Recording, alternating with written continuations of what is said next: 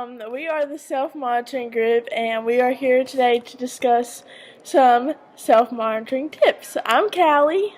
I'm Autumn. I'm Hunter. Alright, so let's get started. First things first, we need to go through the procedures of self-monitoring. So, step 1. Meet with the student who needs to work on self-monitoring for behavior and academic purposes. Include them in what needs to be improved upon, because then that gives them ownership and helps them to be more excited about improving. Step 2 is to select or create materials that help make self-monitoring easy to remember and easy to carry out for students, because one of the most important things about self-monitoring is that students actually participate in it. Step 3 is to provide supplementary cues to help self-monitor. In the beginning, it's really hard for students to remember, oh, hey, I have to log my behaviors today.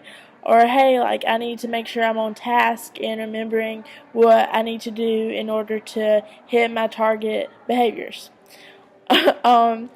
So it's really important for teachers to start out really strong with reminding students, and then dwindle out as the weeks or days go on, depending on how the student's doing. Give clear instruction. This is important because you don't want the reason the student isn't successful to be because you did not give clear instruction. It's very important to make sure that students know exactly what is being asked of them so that they feel confident in monitoring themselves. Reinforce the accurate self-monitoring logs, because students are going to do better self-monitoring, even without the log, making sure that they are on task. But the more accurate the log is at the end of the day, when you go and check back with the student, the better off they'll be, because they know exactly where they messed up or where they got things right. I mean, that's exciting. And so the way you would do that would be to check your log for the student against the student's log, and see where y'all both agreed upon their behaviors, and just make sure that they're being honest with themselves and you're being honest with them as well. And reward improvements in the target behavior. This is really important because you want the student to know that they are improving. That's so exciting. And their improvements in their behaviors are also impacting their academic goals as well. And encourage students to look back on their day and say, hey, I did this great. This is step number 7. I have rolled through these steps without telling y'all. Step number 7 is to encourage self-evaluation, which means to encourage students to self-reflect and make sure that they are happy with their improvement, and if they're not, then say, hey, we can do better next time, tomorrow. Tomorrow's a new day, it's going to be good. And then the very last step is to evaluate the process. Has the student actually grown? If he hasn't, or if he or she hasn't, you can go back and see where you might have messed up and try something different. There's always a new plan. There's never an end to plans for self-evaluation or self-monitoring. Some supplies that you'll need is a self-check signal. You need to have a signal with the student, kind of like a secret password for students to be reminded to self-check, kind of like in baseball where the coach gives the player a sign. That's cool. Students are excited when they remember that y'all have a signal. It's really cool. You need 2 logs, one for your student and one for yourself. Maybe the student can decorate their log to kind of help them remember that they have to log their behaviors.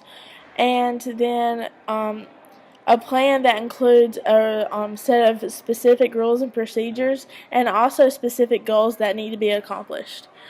And then you need to just do it, you know. You need to make sure that the behavior is defined and students know exactly what is being asked of them. And we're about to demonstrate that for you, and so that y'all can see. Okay, Hunter, it's time to put the phone away, right? Yes, ma'am. Okay. So, what are we going to be working on today? My reading, making sure I'm quiet when I read. Yes. What else? Participating in group discussion. What else? I'm not sure. Okay, so we need to work on the sarcasm, right? You tell me. Definitely. Okay, so don't you need to bring in your homework? Did you do it today? Not today. Okay, so something to work on for tonight, right? Yes, ma'am. Make a note in your folder. Okay, so today, do you already have all your materials ready? Yes. At your desk? Okay, good. That's good, yay. How about your volume? It's low. Good. How about starting all your assignments? I'm not started all of them yet. Okay, what have you got left to do? I have just one assignment left to do for math. Okay.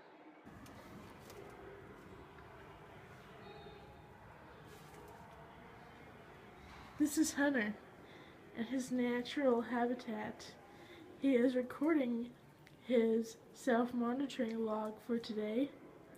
He's making sure that he's very accurate so that he can get a sticker at the end of the day when his teacher compares his log to her log.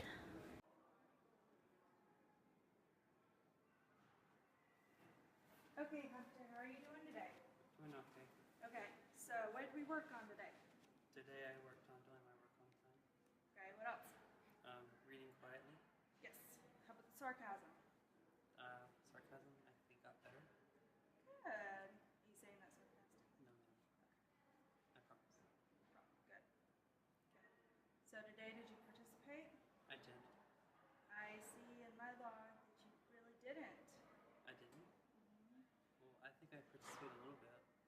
More than usual, but we still need to work on that, okay? Okay. Okay. Did you have your volume good today? A little bit. Good. We can work on it tomorrow. It's okay. Okay. Okay. How about starting all your assignments? I started all of them, but I haven't finished all of them. Okay, so we'll work on that for the rest of the day and tomorrow, okay? How about raising your hand? I did that today. Yes, I know. You did really good. You got 5 times raising your hand, and you got all the questions right. Very proud.